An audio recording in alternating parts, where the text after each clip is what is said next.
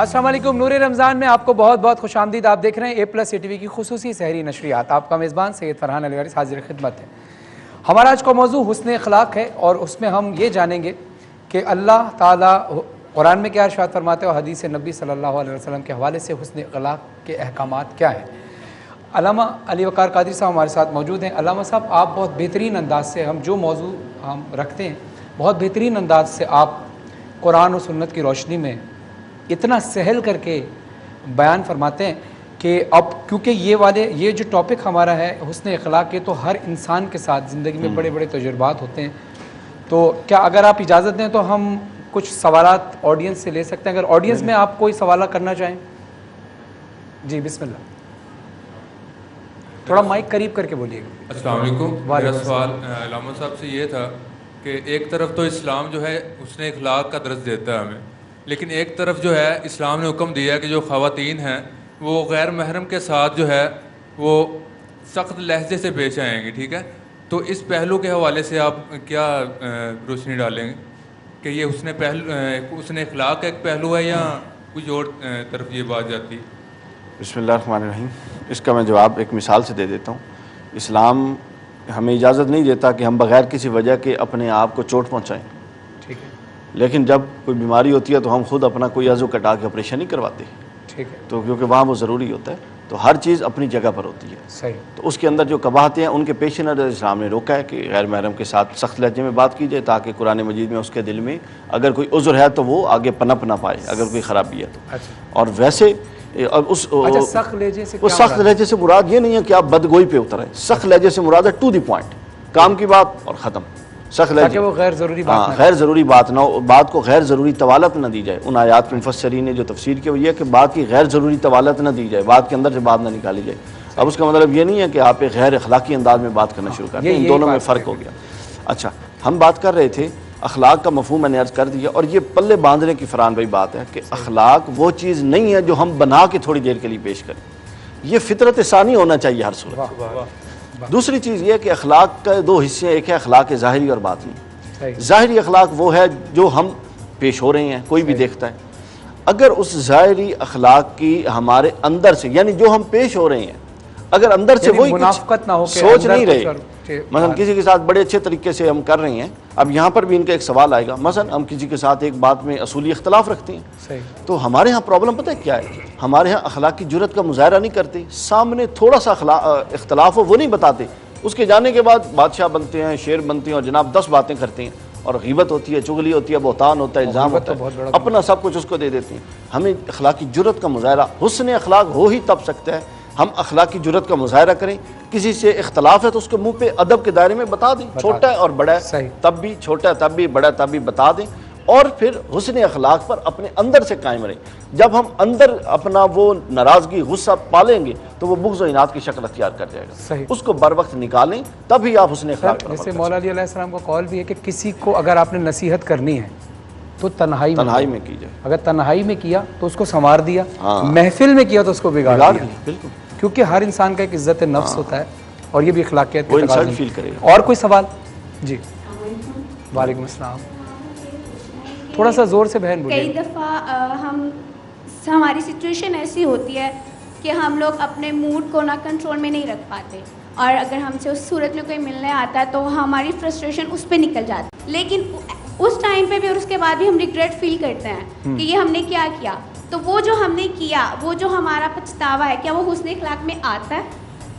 جی علامہ صاحب، اصل جی کرنے کا یہی کام ہے، جب آپ خوش بیٹھے ہو تب تو آپ خوش ہیں۔ میرے پاس ایک بندہ آیا، کہتا جی میں نے، ایک سیکنڈ رکیے گا، آپ سلمان بھائی، آپ حمیر صاحبہ، آپ اور آپ صاحب، کوئی سوال آپ لوگوں نے بھی کرنا ہو، اپنا ایکسپیرینس بھی شیئر کرنا ہو، کیونکہ آپ لوگ بھی ظاہر پوری دنیا میں جاتے ہیں، آپ بھی پوری دنیا میں جاتے ہیں، آپ کی ذات کے متعلق بھی یعنی بہت سارے لوگ ملتے ہوں گے، اچھے لوگ بھی ملتے ہوں گے، برے لوگ بھی ملتے ہوں گے، تو آپ لوگوں کو لوگ دیکھتے ہیں، فالو کرتے ہیں، تو معاشرے میں کوئی اچھی چیز چلی جائے اسی بات کے حوالے سے تو آپ لوگ بھی ہماری گفتگو میں شامل رہ سکتے ہیں، یعنی ہم نے آپ کو صرف پڑھنے کے لیے مدعو نہیں کیا، آپ کی تمام اچھی باتیں سننے کے لیے بھی مدعو کیا ہے۔ جی بسم اللہ۔ میں یہ عرض کر رہا تھا کہ ان کا جو سوال ہے اصل پتہ ہی اس وقت چلتا ہے۔ میرے ایک جاننے والے ہیں، ان کی کال آئی، کہتے ہیں جی میرے ایک دوست ہے، انہوں نے اپنی بیگم کو طلاق دے دیا لیکن غصے میں دی ہے۔ میں نے کہا کبھی کوئی ڈنر پہ لے جا کے پیار سے پاس بٹھا کے بھی طلاق دیتا ہے؟ وہ دھی غصے میں جاتی ہے.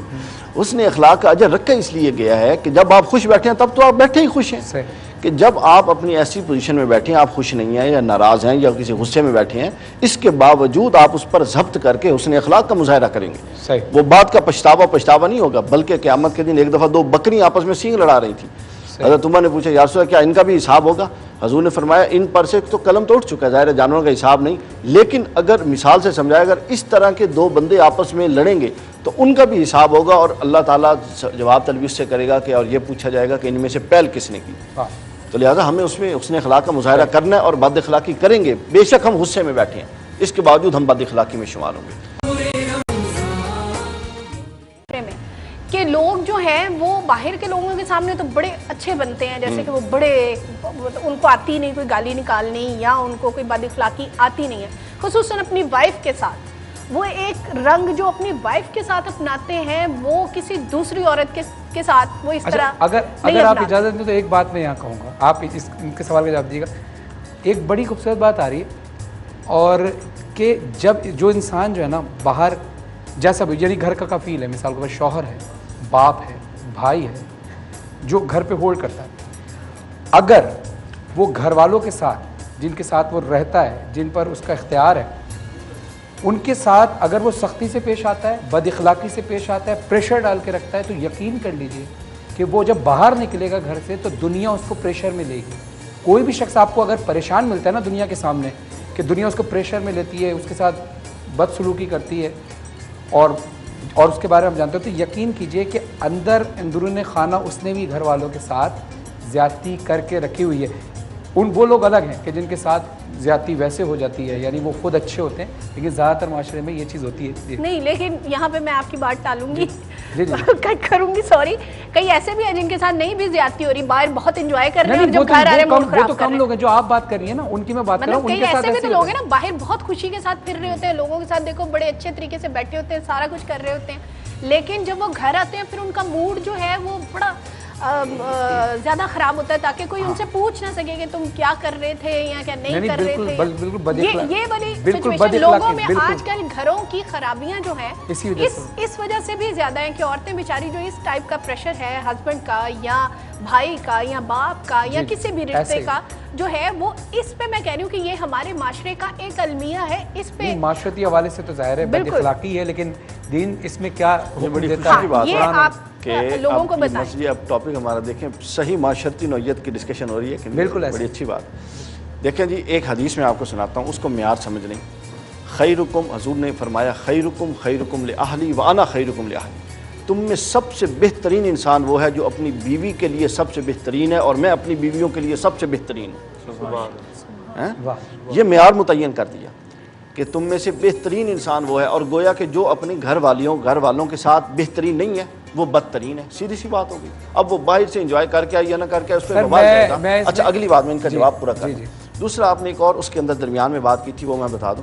دیکھیں قرآن مجید میں حسن سلوک کرنے کے یا صلہ رحمی کرنے کے 4 درجے ہیں. اس میں پہلا درجہ قرآن کہتا ہے کہ آپ کے ماں باپ کا ہے, دوسرا درجہ آپ کے خونی رشتہ دار کا ہے. مفسرین نے بیوی کو ماں باپ کے درجے میں رکھا ہوا ہے, یعنی جتنا حسن سلوک کرنا ماں باپ کا ہے, بیوی سے ممکن ہے خونی رشتہ ہو, ممکن ہے خونی رشتہ نہ ہو, نکاح ہو گیا, رشتہ بن گیا, تو بیوی کو ماں باپ کے ساتھ رکھا ہے. یعنی اولین جو ہمارے حسن سلوک کے اور صلہ رحمی کے اور اچھے تعلق کے حقدار ہیں وہ ماں باپ اور بیوی, بچے آگے, اس کے بعد خونی رشتہ دار, اس کے بعد وہ رشتہ دار جو خونی نہیں ہے, اور اس کے بعد معاشرہ. یہ درجے ہیں. دیکھیے, شوہر کے بیوی پہ حقوق اور بیوی کے شوہر پہ حقوق, یہ بھی اخلاقیات میں آتا ہے کہ بیوی بھی شوہر کا احترام کرے اور شوہر بیوی کا احترام کرے. لیکن ایک جملہ میں کہوں گا, معاشرے میں زیادہ تر کیا ہوتا ہے کہ شوہر جو ہے وہ پریشر میں رکھتا ہے بیوی کو.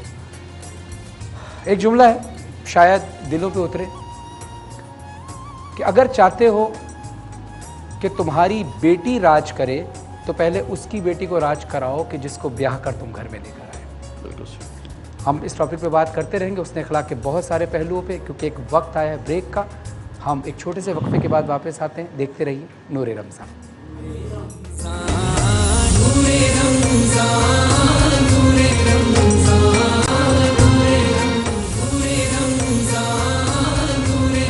السلام علیکم, آپ دیکھ رہے ہیں نور رمضان, اور نور رمضان کی خصوصی نشریات A+ ETV کی جانب سے ہو رہی, اور یہ وقت ہوا ہے نور رمضان کے کچن کا، اور آپ سب جانتے ہیں کہ یہ وہ وقت ہوتا ہے کہ جب آپ بھی سحری بنا رہی ہوتی ہیں، جو ہماری خواتین ہیں، مائیں بہنیں ہیں، سب سحری بنانے کی تیاری میں مصروف ہوتی ہیں. شیف مہوش جو ہیں وہ تیاری کرواتی ہیں ان خواتین کے لیے کہ جو اس وقت سحری کر رہی ہیں، سحری تیار کر رہی ہیں، اور ان خواتین کے لیے بھی کہ جو ریسیپی لکھ لیتی ہیں. السلام علیکم. وعلیکم السلام. آپ کا بہت شکریہ، آپ روز آتی ہیں اور مزے مزے کے کھانے بنا کر ہمیں کھلاتی ہیں، اور آج مجھے ذرا کوئی اسپیشل کھانا لگ رہا ہے. آج کیا بنا رہی ہیں؟ جی بالکل، آج کچھ اسپیشل بنا رہی ہوں. آج میں بنا رہی ہوں نرگسی کوفتے، نرگسی کوفتے، اور ساتھ میں اس کے بناؤں گی کلونجی کے پراٹھے اور چاکلیٹ بنانا ملک شیک. اچھا ماشاءاللہ.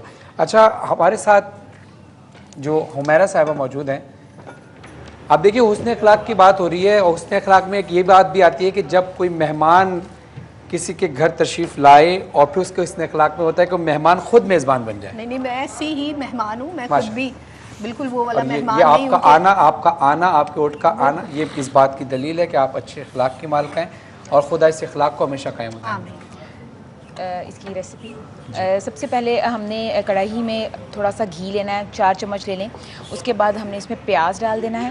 جی پیاز کو ہم نے اس میں ریڈ کرنا ہے. ریڈ کرنے کے بعد اس میں جنجر گارلک پیسٹ بھی ڈال دینا. جیسے یہ ہلکا سا گولڈن ہونے لگے گا اس کے بعد ہم نے اس میں دہی ڈال دینا ہے. اچھا ابھی آپ اس کا مسالہ بنا رہی ہیں؟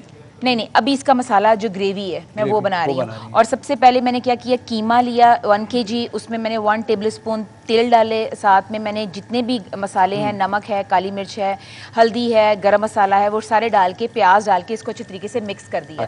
مکس کرنے کے بعد میں نے ہارڈ بوائل انڈے کی لیے اور ان کو انڈوں کو اس میں فلنگ کی.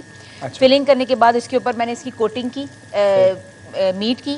کوٹنگ کرنے کے بعد اس کو ہم نے فرائی کر لینا ہے. فرائی کرنے کے بعد مطلب آپ نے کوٹنگ کی، کبھی کبھی ایسا بھی ہوتا ہے نا کہ انڈے سے اتر جاتا ہے، نہیں تو اس کو چپکانے کے لیے کیا؟ اس کو چپکانے کے لیے یہ ہے کہ آپ قیمے کے اندر ایک انڈا ڈال دیں. اگر انڈا ڈال دیں یا تو انڈے کی زردی ڈال دیں، وہ بہت اچھی طریقے سے اس کو بائنڈ کر لیتی ہے. بالکل ٹھیک، بہت زبردست. اور ہماری جو سیکنڈ ریسیپی ہے وہ ہے کلونجی کا پراٹھا. اس میں نے 1 کپ میدا لیا ہے، 1 کپ ہم نے اس میں ویٹ فلاور لیا ہے. ساتھ میں 1 ٹیبل اسپون اس میں کلونجی ہے، 1 ٹی اسپون اس میں نمک ہے، 1 ٹیبل اسپون شوگر ہے. اس کو میں نے دودھ سے گوندا ہے. دودھ سے گوندنے کے بعد اس کو ریسٹ دیا ہے آلموسٹ 2 آورس کا. اس کے بعد اس کے ہم پراٹھے بنائیں گے مکھن کے اندر. واقعی بڑا ریسرچ کر کے آتی ہیں. وقار صاحب میرے خیال سے ابھی گئے، قرآن میں اللہ ارشاد فرماتا ہے ہر چیز کا علاج نا اللہ نے کلونجی میں رکھا ہوا ہے سلمان بھائی.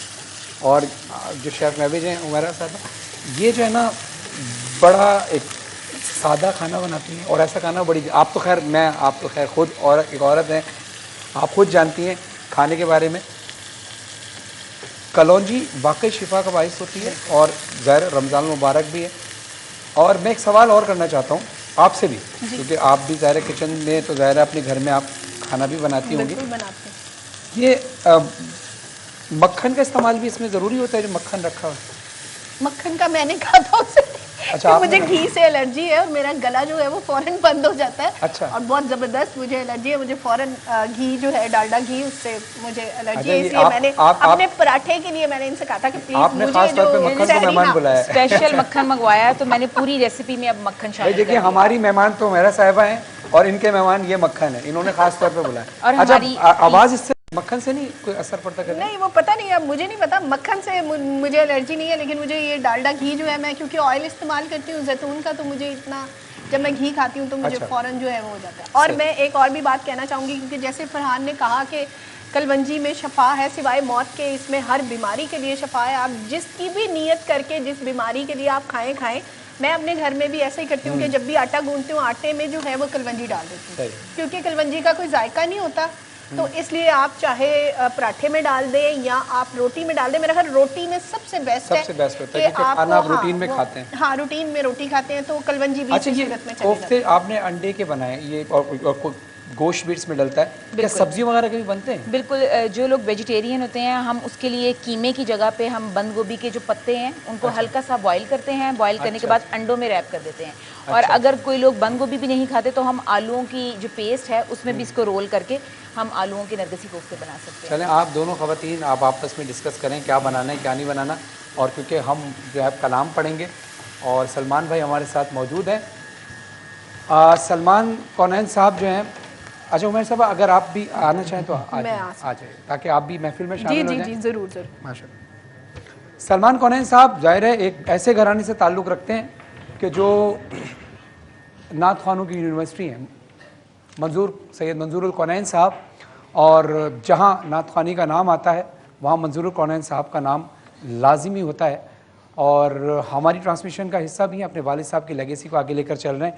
سلمان بھائی 2 دن سے آپ نے محفل کو بڑا سما بنایا ہوا ہے، بڑا فیڈ بیک آتا ہے آپ کا لوگوں کی طرف سے، ظاہر ہے حضرت امیر مینائی صاحب کا ایک کلام ہے جی، کس کے آنے کی فلک پر خبر آج آئی؟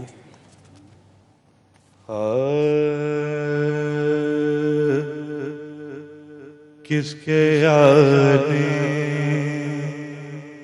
کی فلک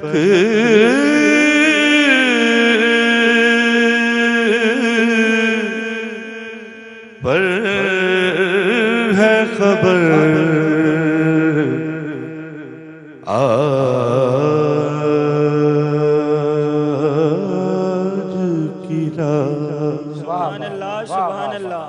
کس کے آنے کی فلک پر ہے خبر آج کی رات، آنکھ سورج سے ملا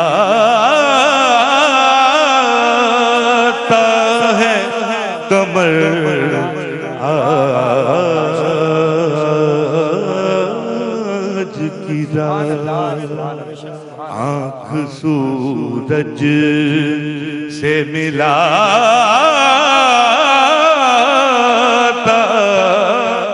ہے کمر آج کی رات،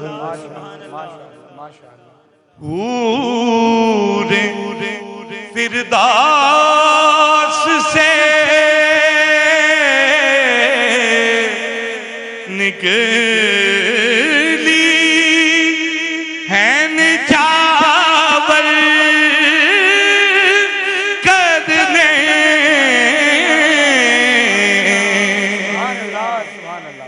حور فردوس سے نکلی ہے نچاور کرنے، سر پہ رکھے طبقے لال و گوہر آج کی رات، سر پہ رکھے طبقے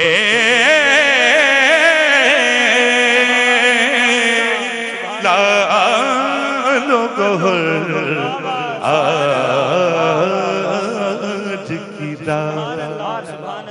حضرت امیر مینائی رحمۃ اللہ علیہ، آپ کہنا یہ چاہ رہے ہیں کہ اگر کہیں سے آج مجھے جبریل کا پر مل جائے تو میں حضور کی معراج جبریل کے پر کا قلم بنا کر لکھوں۔ واہ واہ واہ واہ، کیا آپ شعر میں لکھتے ہیں کہ سبحان اللہ، لکھوں معراج کے مضمون بنا کر میں قلم، لکھوں معراج کے مضمون بنا کر میں قلم، ہاتھ آئیں پرے جبریل اگر آج کی رات، ہاتھ آئیں پرے جبریل اگر آج کی رات، ماشاءاللہ ماشاءاللہ۔ 3-4 پہر جو ایک مصرے میں آپ نے بند کیے ہیں، روشنی پیدا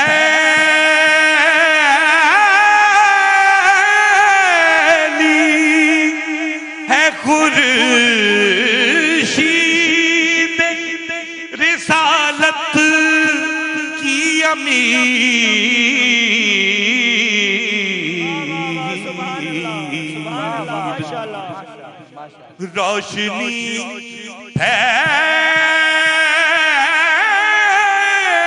پھیلی ہے خورشید رسالت کی امیر میرے گھر شام سے مہمان ہے سحر آج کی رات میرے گھر شام سے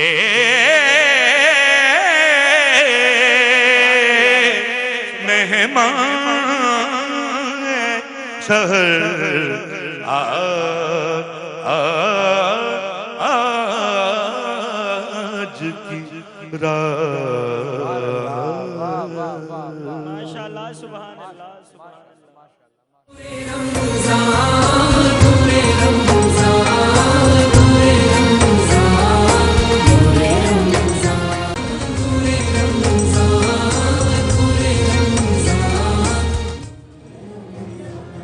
السلام علیکم. نور رمضان میں آپ کو بہت بہت خوش آمدید.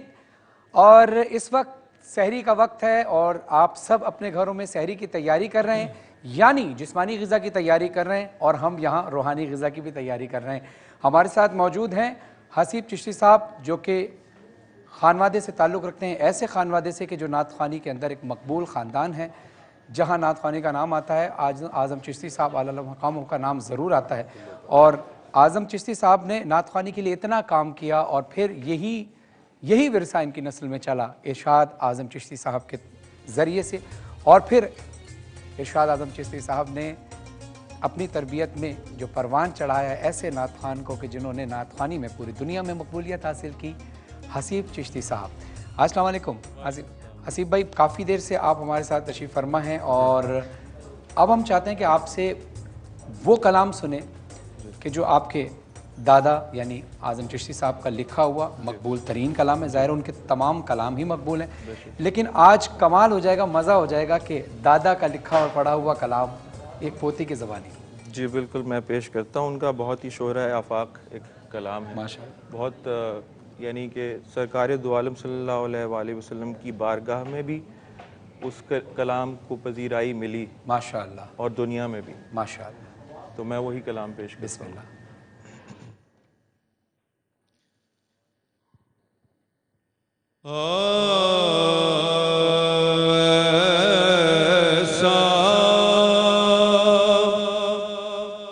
کوئی محبوب نہ ہوگا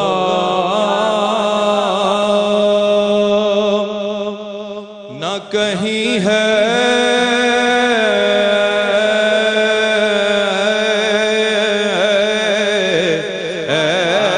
ایسا, کوئی محبوب نہ ہوگا نہ کہیں ہے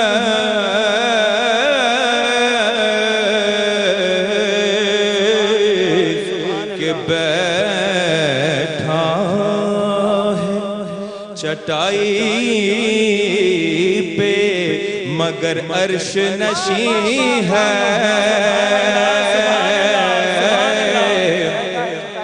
ادھر اللہ سے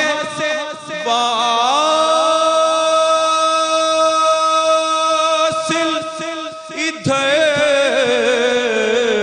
مخلوق میں شامل,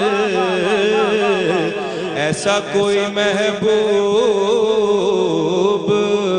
نہ ہوگا نہ کہیں ہے.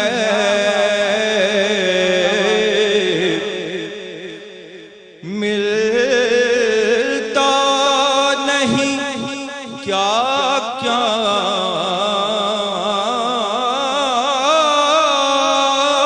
دو جہاں کو تیرے در سے,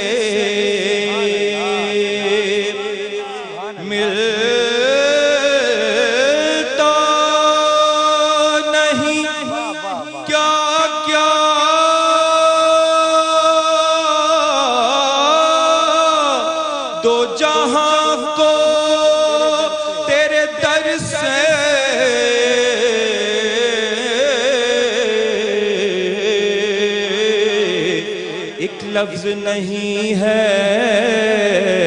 کہ تیرے لب پہ نہیں ہے،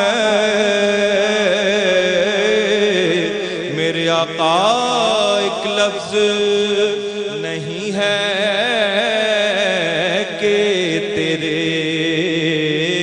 لب پہ نہیں ہے۔ ذرا زور سے سبحان اللہ کہیں، یہ بڑا ہاں واہ واہ، یہ خاص انداز ہے اعظم چشتی صاحب کا کہ جو حسیب صاحب پڑھ رہے ہیں، یہ خاص ان کا انداز ہے کہ جو پوری دنیا میں مشہور ہے۔ جیسے ہی یہ لہجہ شروع ہوا اعظم چشتی صاحب کی یاد آ گئی، تو سبحان اللہ کے بغیر مزہ نہیں آئے گا۔ محفل میں بیٹھے ہیں تو زور سے سبحان اللہ ہونی چاہیے۔ ماشاء اللہ ماشاء اللہ۔ رکتے ہیں یہی آ کے قدم اہل نظر کے،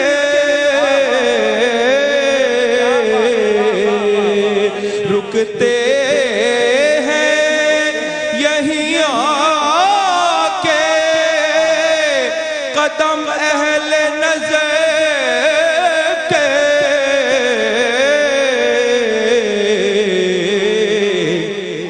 کیونکہ اس کوچے سے آگے نہ زماں ہے نہ زمین ہے،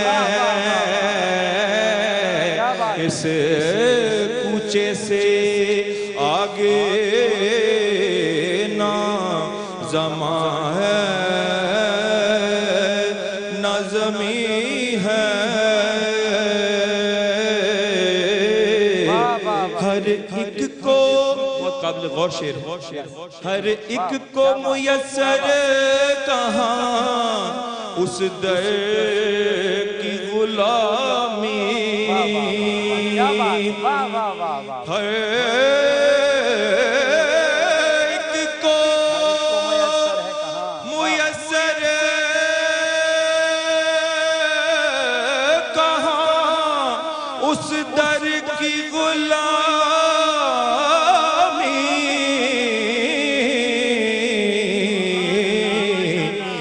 اس در کا تو دربان بھی جبریل امی ہے، اس در کا تو دربان بھی جبریل امی ہے۔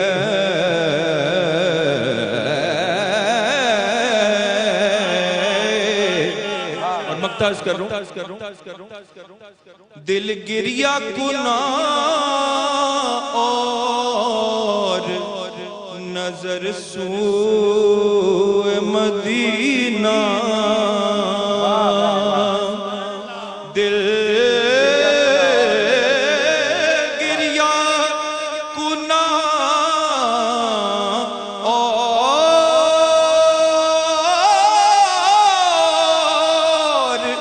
نظر سوئے مدینہ،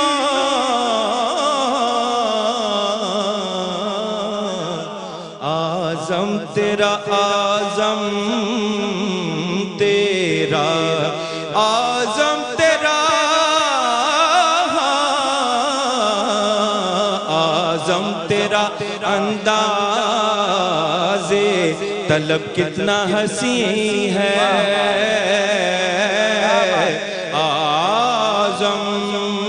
تیرا انداز طلب کتنا حسین ہے۔